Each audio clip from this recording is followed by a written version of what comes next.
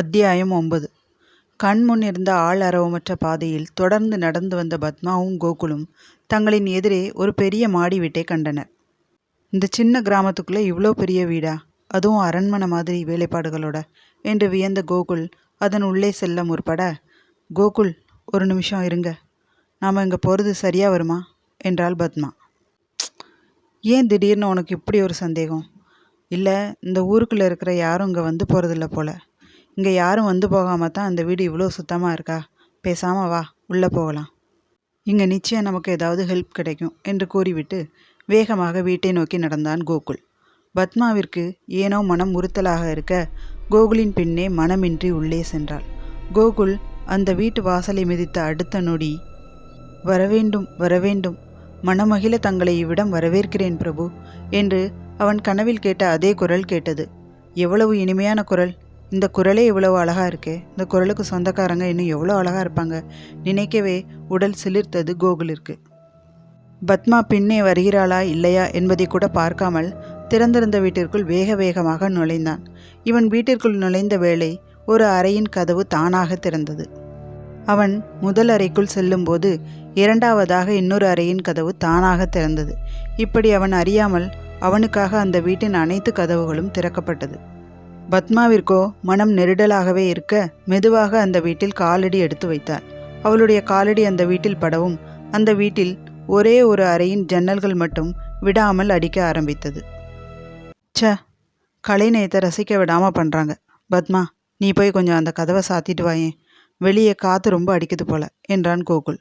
கோகுல் சொல்லியதை செய்யவென்று அந்த அறையை நோக்கி நடந்தவள் அந்த அறைக்குள் நுழைந்ததும் திகைப்படைந்தாள். அவள் உள்ளே நுழைந்ததும் அந்த அறையின் சுவற்றில் ஆணியில் சுருட்டிய வண்ணம் மாட்டப்பட்டிருந்த ஓவியம் ஒன்று மெதுமெதுவாக விரியத் தொடங்கியது. அதிலிருந்த அந்த பெண்ணின் அழகை விவரிக்க தமிழ் வார்த்தைகள் போதாது. அழகை பொறாமை கொள்ளும் பேரழகியாயிருந்தாள். வலது கையில் அதே பச்சை நிற வளையல். அந்த பெண்ணின் அழகு இவளை ஈர்க்க, அதேபோல் சுருட்டிய வண்ணம் மாட்டப்பட்டிருந்த மற்ற ஓவியங்களையும் விரித்து பார்த்தாள் பத்மா. அந்த ஓவியங்களை பார்க்கும் பொழுது அதிலிருந்த அந்த பெண் நிச்சயம் ஒரு நாட்டின் இளவரசியாகத்தான் இருப்பாள் என்றுதான் தோன்றியது அவளுக்கு. பத்மா அந்த பெண்ணின் ஓவியத்தை தீண்ட முயற்சிக்க, என்னை உன் கரங்களால் தீண்டாதே என்று ஒரு குரல் கேட்டது. அதில் பயந்தவள் அந்த அறையை விட்டு ஓடிவிட, அவள் பிரித்து பார்க்காமல் விட்டிருந்த அந்த கடைசி ஓவியம் தானாக விரிந்தது. அதில் அந்த பேரழகியை தன் மார்பில் சாய்த்த வண்ணம் நின்றிருந்தான் கோகுல், பத்மாவின் கணவன் கோகுல். வெளியே வந்த பத்மாவிற்கு தான் அந்த அறையில் கண்ட காட்சி கன நேரத்தில் மறந்து போய்விட, நாம் இப்போ ஓடி வந்தோமா, கோகுல்கிட்ட எதையும் சொல்ல நினைச்சோமா, எவ்வளவு யோசித்து பார்த்தும் பத்மாவால் கண்டுபிடிக்க முடியவில்லை. இந்த மாதிரி ஒரு கிராமத்தில், இந்த மாதிரி ஒரு வீட்டில் அழகான மனைவியோடு வாழ்ந்தா அவன்தான் அந்த உலகத்திலேயே மிகப்பெரிய பணக்காரனாக இருப்பான் என்றான் கோகுல். வீட்டு புகழ் பாடுறதை நிறுத்திட்டு நாம் எதுக்கு இந்த ஊருக்கு வந்தோமோ அந்த வேலையை கொஞ்சம் பார்க்குறியா ப்ளீஸ் என்றாள் பத்மா. போ பத்மா, உனக்கு ரசனையே இல்லை. இவ்வளவு அழகான அந்த வீட்டை விட்டு வெளியே போய் ஒவ்வொருத்தர்கிட்டையும் பேசிகிட்டு இருக்க சொல்கிறியா? என்னால் முடியாது. வேணும்னா இந்த ஊரில் நடக்கிற எல்லாத்தையும் தெரிஞ்ச யாராவது ஒருத்தரை இப்போ இங்கே வர சொல்லு, நான் அவங்கள பேட்டி எடுக்கிறேன் என்றான். அவன் பேசி முடிக்கும் அதே நிமிடம், யாராவது உள்ளே இருக்கீங்களா என்று ஒரு குரல் கேட்க வேகமாக வெளியே வந்தனர் பத்மா கோகுல் இருவரும். யார் நீங்கள்? பூட்டியிருந்த வீட்டுக்குள்ளே நீங்கள் எப்படி வந்தீங்க என்று வந்தவர் இவர்கள் இருவரையும் பார்க்க, நாங்கள் வெளியூர், இந்த ஊருக்கு ஒரு வேலையாக வந்தோம். தங்குறதுக்கு ஏதாவது இடம் கிடைக்குமான்னு தேடிட்டு இருந்தப்ப தான் இந்த வீடு பார்க்க ரொம்ப அழகாக இருந்துச்சு, அதான் சுற்றி பார்க்கலாம்னு வந்தோம் என்றான் கோகுல். உங்களை இங்கே தங்க வச்சா எனக்கு என்ன தருவீங்க என்றான் வந்தவன். என்ன வேணும் உனக்கு? எனக்கு இந்த வீட்டை விட்டு போக மனசே இல்லை. நான் அந்த ஊரில் இருக்கிற வரைக்கும் நான் இங்கேயே தங்கி இருக்க முடியும்னா நீ என்ன கேட்டாலும் நான் கொடுக்க தயார் என்றான் கோகுல். இந்த வீட்டு சொந்தக்காரங்க இப்போ உயிரோடு இல்லை. அவங்கக்கிட்ட ரொம்ப நாளாக விசுவாசமாக வேலை பார்த்ததால அவங்க எனக்கு இந்த வீட்டை பரிசாக கொடுத்தாங்க. ஆனால் அவங்க வாழ்ந்த இந்த வீட்டில் வாழ எனக்கு மனசு வரல. அதனால் தினமும் இதை சுத்தம் பண்ணி மட்டும் வச்சிட்டு இருந்தேன். இன்றைக்கி உங்களை பார்த்ததும் ஏனோ அந்த வீட்டில் உங்களை தங்க வைக்கணும் போல இருக்குது என்றான் அவன். ரொம்ப சந்தோஷம், உனக்கு என்ன வேணும்னு கேளு என்றான் கோகுல். எனக்கு உங்கள் கையில் இருக்கிற அந்த மோதிரம் வேணும், கொடுப்பீங்களா என்றான். இவ்வளவு தானா? இந்த வீட்டுக்காக இன்னும் எவ்வளோ வேணுனாலும் கொடுக்கலாம் என்று முன்பின் யோசிக்காமல் தன் கையில் இருந்த மோதிரத்தை கழற்றி கொடுத்தான் கோகுல். நம்ம 2 பேருக்கும் ஏதோ பூர்வ ஜென்ம பந்தம் இருக்க மாதிரி தோணுது. அது உண்மையோ பொய்யோ தெரியாது. இந்த ஜென்மத்தில் நான் போட்டு விடுற இந்த மோதிரம் உன்னை விட்டு எப்போவும் போகக்கூடாது. என்று சொல்லி காதலிக்கும் காலத்தில் தான் போட்டுவிட்ட மோதிரத்தை இவ்வளவு எளிதாக அவன் கழட்டி கொடுப்பான் என்று எதிர்பாராத பத்மா மனம் வேதனைப்பட்டாள். ஆனால் அவளுடைய வேதனை எதையும் அறியாத அவனோ ஆனந்த பெருவெள்ளத்தில் நீந்தி கொண்டிருந்தான். இனி நீங்கள் இங்கே தாராளமாக தங்கலாம் என்று புதியவன் சொல்ல, சரி எனக்கு ஒரு விஷயம் சொல்லு, இந்த ஊரில் என்னதான் பிரச்சனை? அந்த ஆறு தான் பிரச்சனை என்றான் அவன். புரிகிற மாதிரி சொல்லு என்று கோகுல் கேட்க, ஒருத்தருக்கு ஒருத்தர் பிடிச்சி போய் நல்லா பழகி கல்யாணம் பண்ணிக்கிட்ட 2 பேரை தன்னோட சுயநலத்துக்காக ஒரு பொண்ணு பிரிச்சா. அந்த கெடுதலுக்கு இந்த ஒட்டுமொத்த கிராமமே துணையாக இருந்தது. அதனால தான் இந்த கிராமம் இவ்வளோ கஷ்டப்படுது. இதெல்லாம் இவங்களுக்கு பத்தாது, இவங்க எல்லாரும் இன்னும் கஷ்டப்படணும். அப்போ தான் இவங்களுக்கு அவங்க பண்ண பாவம் புரியும் என்றான் அவன். சரி ஒரு விஷயம் சொல்லு, இந்த ஊரில் உள்ள யாரையும் இங்கேருந்து போக விடாமல் பண்ண சக்தி என்ன? அப்பப்போ இங்கே நடக்கிற கொலைகளுக்கு என்ன காரணம் என்றான் கோகுல். இந்த ஊரை விட்டு போய் இவங்க எல்லாம் சந்தோஷமாக இருந்துடக்கூடாது. இவங்க பண்ண தப்புக்கு இவங்களோட ஒட்டுமொத்த பரம்பரையும் இந்த ஊர்லேயே பிறந்து இந்த ஊர்லேயே வாழ்ந்து சாகணும். பசி பட்னியோட எப்போ என்ன நடக்கும்னு தெரியாமல் பயத்தோடவே நிம்மதி இல்லாமல் வாழணும். இதுதான் இங்கே இருக்கிறவங்க பண்ண தப்புக்கு சரியான தண்டனை. அதனால தான் எங்கள் அம்மா இப்படி ஒரு தண்டனை இந்த ஊருக்கு கொடுத்தாங்க. எந்த அம்மா? எதுக்காக அவங்க சாபம் கொடுத்தாங்க? இந்த ஊரை மட்டுமே நம்பி இருந்தவங்க ஐயா எங்கள் அம்மா. ஒரு காலத்தில் இந்த ஊரே எங்கள் அம்மாவை நம்பி இருந்தது. எதுவாக இருந்தாலும் அவங்கள கேட்டுக்கிட்டு தான் செய்யும். மனுஷங்க எப்போவும் ஒரே மாதிரி இருக்க மாட்டாங்க இல்லையா? அதுக்கு முதல் உதாரணமே இந்த ஊர் தான். இன்னொருத்தி வந்த உடனே இவங்க எல்லாரும் எங்கள் அம்மாவை மறந்துட்டாங்க. அவங்கள ஒதுக்கி வச்சாங்க. ஆனால் எங்கள் அம்மா எதுக்கும் கவலைப்படலை. தனக்கு தானே ஒரு வீட்டை ஏற்பாடு பண்ணி இங்கே வந்து தங்கினாங்க. தங்களால் முடிஞ்ச அளவுக்கு இந்த ஊருக்கு நல்லது தான் பண்ணாங்க.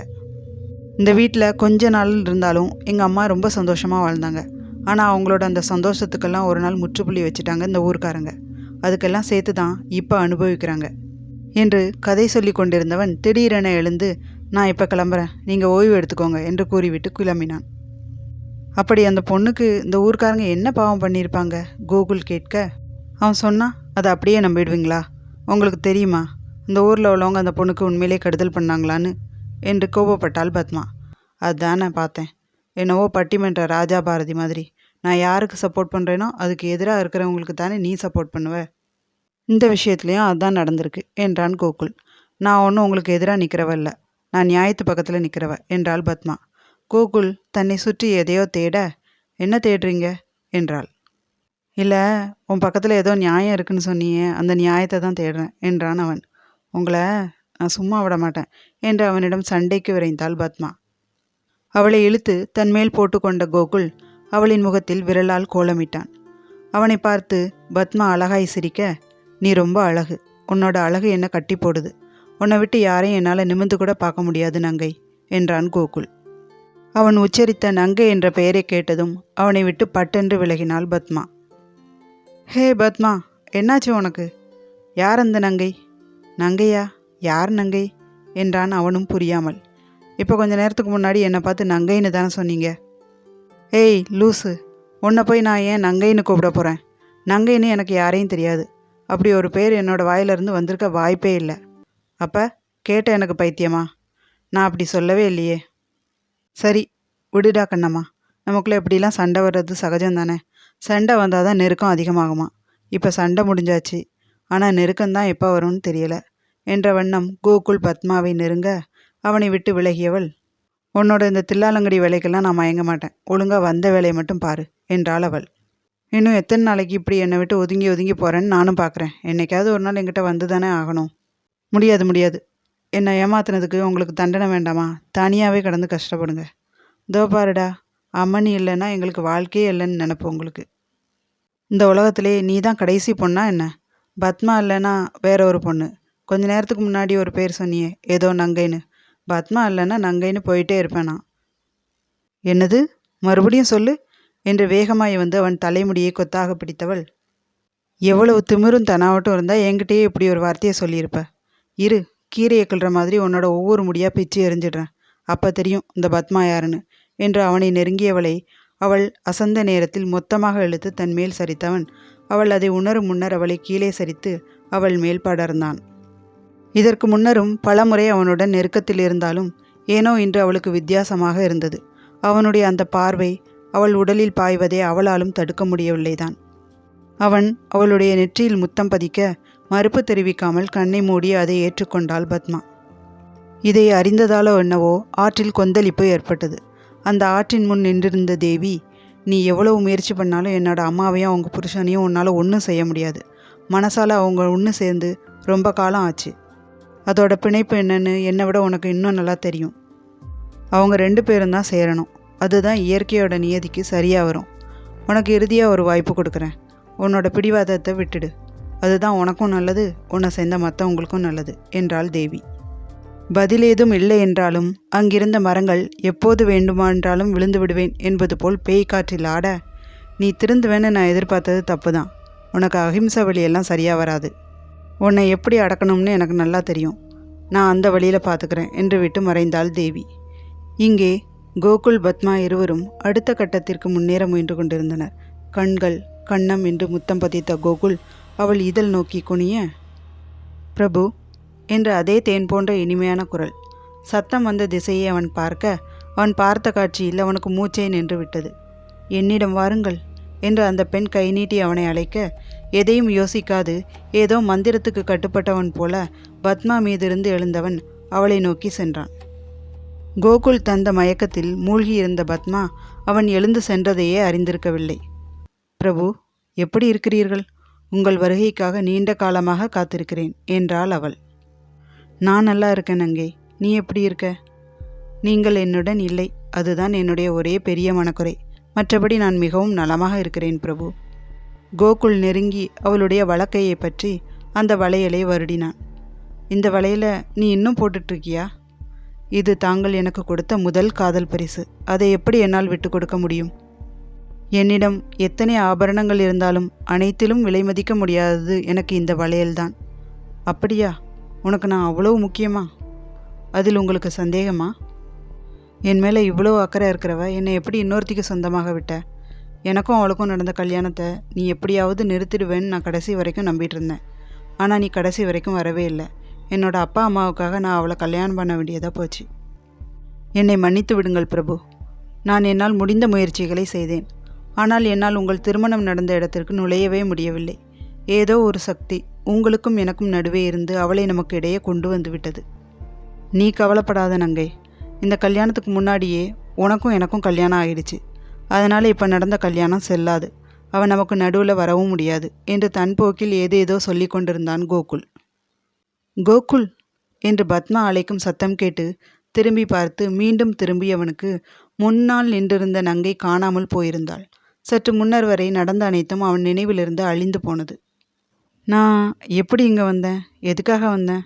நான் பத்மா கூட தானே இருந்தேன் என்ற குழப்பத்துடன் இவன் பத்மா அருகே வர, அவன் மனைவியோ அதைவிட ஏதோ ஒரு பெரிய குழப்பத்தில் இருப்பது போல் இருந்தது.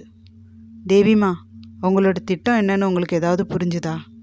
தெரியல தாத்தா. அம்மாவும் அவங்க புருஷனும் ஒன்றா இருக்கிறது நமக்கு பலம்னா, அவங்க அந்த வீட்டில் இருக்கிறது நம்மளோட பலவீனம். அவங்களுக்கு எதுவும் ஒன்றுன்னா நம்ம உடனடியாக போய் உதவ முடியுமான்னு தெரியல.